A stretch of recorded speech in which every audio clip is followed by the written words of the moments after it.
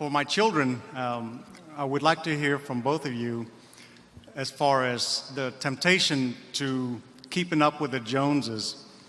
And can you give them advice that they can live by with respect to frugality, debt, and work ethic?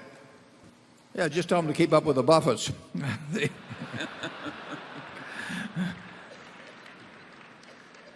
Well, Charlie and I have always been big fans of living within your income, and if you do that, you'll have a whole lot more income later on. And I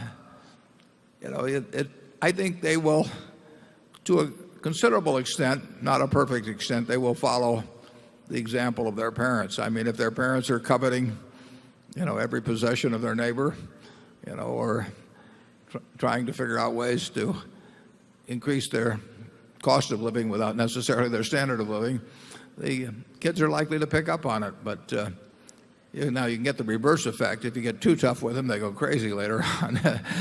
There are choices, and there are advantages to spending money in various forms for your family when it's young, and giving them various forms of enjoyment or education or whatever it may be. So I don't advocate, I may practice, but I don't advocate extreme frugality. And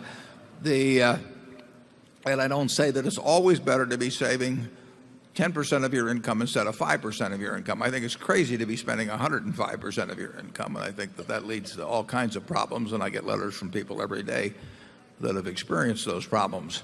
But in the end, if you want to have an internal scorecard. I mean, you are not a better person or a worse person because you live a different kind of life than your neighbor. You live a life that is true to yourself.